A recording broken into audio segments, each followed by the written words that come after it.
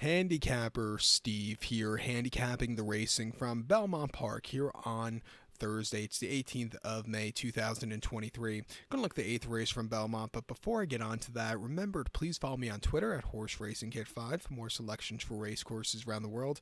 And remember to go check out my Dante preview today from York. The Dante Stakes is basically their version of the Florida Derby for their Derby coming up in a few weeks' time. It's a race, a lot of the horses that are running in the Dante, are going to have great seasons and great careers as they go on. So make sure you if you don't watch my video, at least watch the Dante because it's going to be a great race this year. And just check that out, and also check out my Pimlico special preview, which is live right now. And also look out on the be on the lookout for my Preakness preview. That's going to be live very soon, probably tomorrow.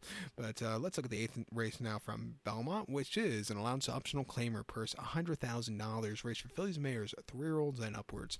We have a field of 11 horses going to post, 10 and 11 are MTOs, so 9 will head to the Widener Turf Course. The distance of ground of 1,400 meters, or the 7-furlong trip on the Belmont Widener Turf Course. 1,400 meters, 7 furlongs here. Portable rails are up at 9 feet today. My top selection, I'm going to go with the number, where are we? Going to go with the number 6 horse here, Bahamian Club. 6251 for me in the superfecta. 6251 super. Top selection 6 horse, Bahamian Club. 4-year-old filled by Kingman here. Tribron drains, Flavian Pratt gets the mounts.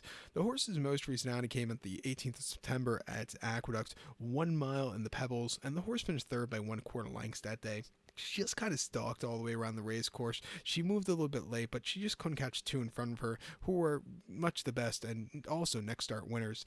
This horse refreshing to a 7 furlongs here at Belmont. She should get a good trip, and I think she could win. I would like to see her sit a little closer like she did on the 12th of August at Saratoga. 1 mile in her turf course, an optional 80, and she won by a nose. She stalked, she got the lead. She had a little bumping in the lane, but she got the job done, winning by a nose bob. A very good, gritty performance there, coming home with a career best 85 by her.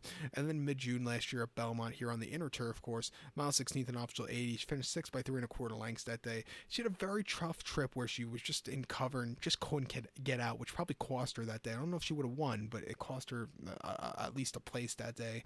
And then a Tampa on debut, mile 16th in the main special weight, winning by a head in the winter of 2022. She was stupidly wide, but she got the job done very late.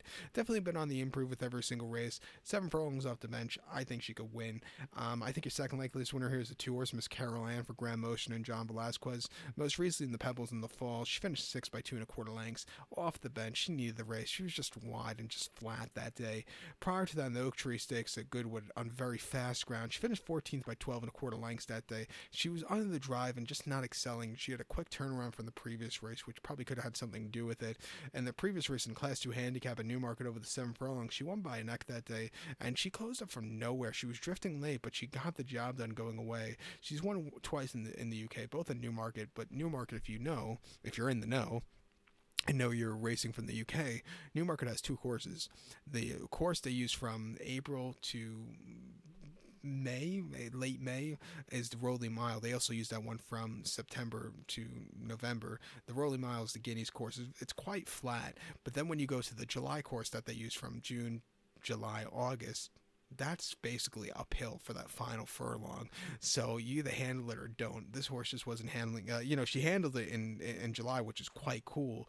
But some other horses don't handle it. That was a good stamina builder.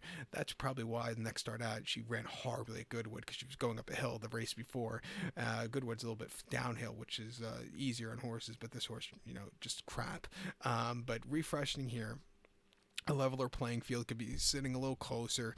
At 6-1, I'll use her on the ticket. And also watch out for the 5 horse here, Breeze Easy.